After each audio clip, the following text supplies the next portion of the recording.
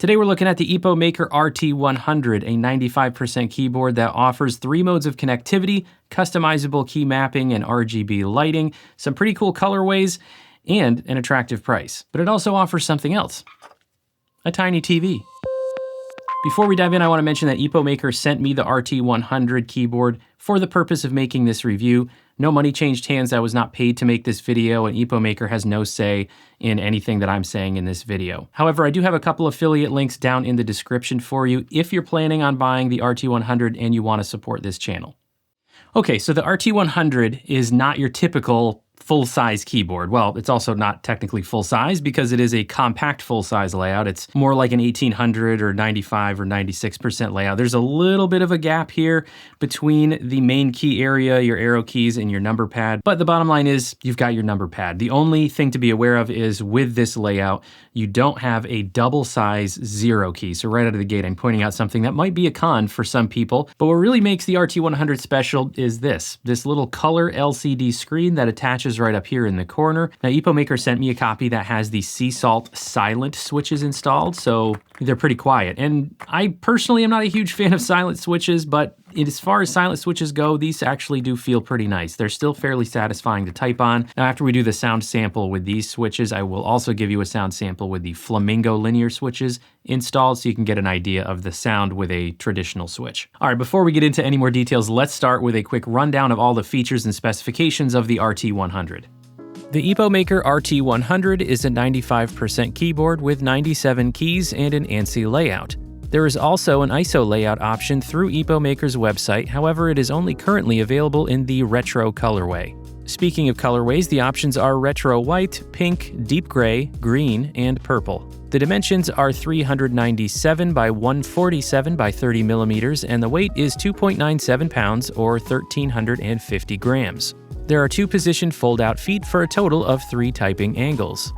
Connectivity includes 3 Bluetooth connections, 2.4 GHz wireless, and USB-C wired. The battery capacity is 5,000 mAh, and although Epomaker doesn't state an estimated use time on their site, you can monitor the battery level on the LCD screen if you have it attached.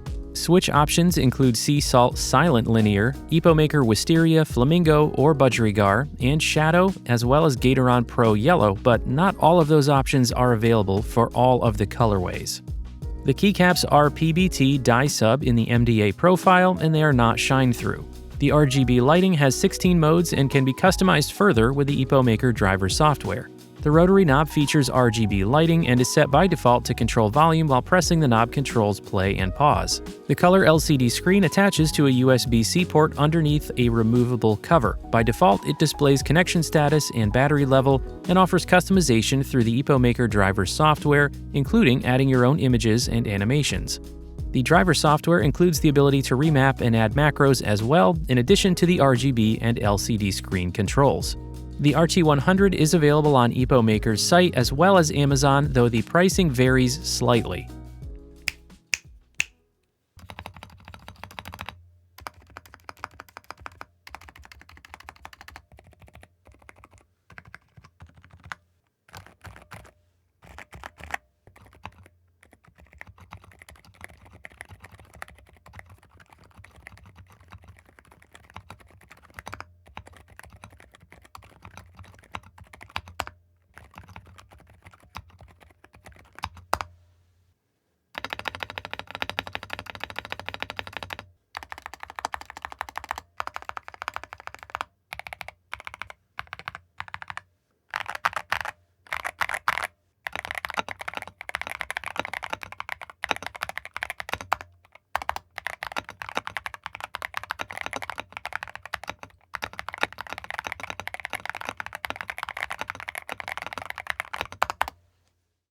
All right, it's time to talk pros and cons and just my general observations while using the RT100 over the last couple of weeks. I've used it for both my 9-to-5 job, which uses a Windows computer, and personally with my MacBook as well. First up, the typing feel and the sound is quite nice with the silent switches, the Sea Salt silent switches, as well as Flamingo linear switches, which I happen to have, so I was able to swap in just to test them out. I do personally prefer traditional switches. I really actually like the Flamingo switches from Epomaker. And then as far as like overall for this price range, You know, I'm not hearing a ton of rattle from stabilizers. There's no, noticeable ping or anything like that. All right, a pro about the LCD screen here. I like that this is detachable. I also like the positioning of it. To some people, it might seem a little weird to have this thing sticking off the back corner of your keyboard, but I personally like where they put it and the fact, again, that's detachable because it's not in the way. It doesn't feel to me like it's taking up space that should be for something else. Whereas with the TH80X, it's built right into the top face of the keyboard. To me, it feels like if you're not somebody who really wants to use the LCD, like that's just wasted space.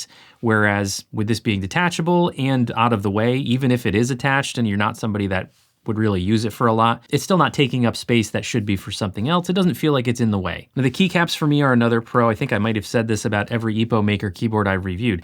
I like the quality of Epomaker's keycaps. They are die sub, but they are a nice, thick, heavier PBT keycap. They have a little bit of PBT texture, a little bit smooth, but I like them and I like the MDA profile. I think it's a nice, comfortable profile to type on that's a little bit taller, but it's also not super tall like an SA or ASA profile. So overall, I like the keycaps. Now the colorway options I think are another pro because they're not boring. There's just some interesting colorway options. And when it comes to the full size, 1800, 96%, 100% layouts, it's a little bit less common on the marketplace to find a bunch of unique colorways. Generally, they're a little bit more standard with the full-size keyboards. So I like that Epomaker went with some interesting different options. Another pro, the quality of the included USB cable is actually quite nice. Now, this is not something I've commented on many other keyboard reviews because typically the included USB cable is really nothing to write home about. It's usually a very standard no-frills cable. It matches this keyboard nicely. The colorway of it matches.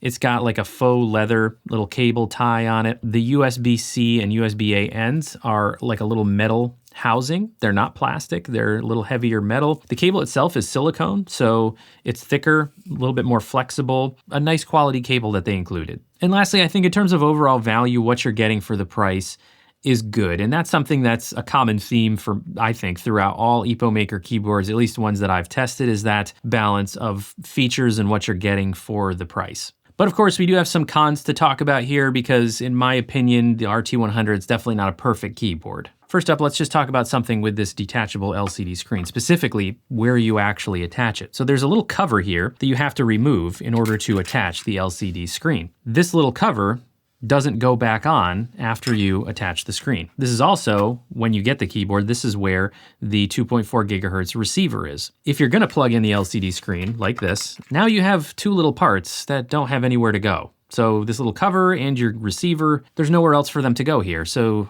these are the types of things that I personally lose unless they have a nice handy storage location. If you're not gonna be using this receiver, but you do wanna use the screen, you gotta keep your receiver somewhere else and hopefully not lose it.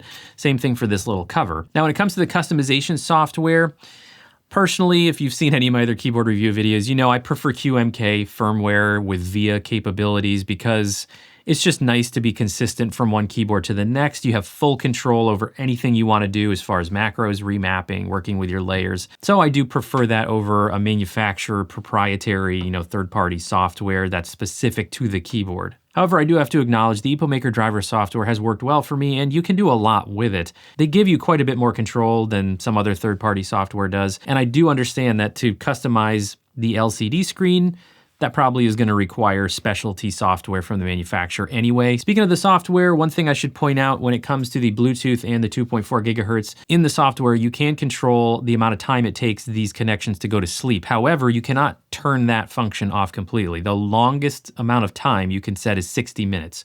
So your 2.4 gigahertz and your Bluetooth connections will go to sleep.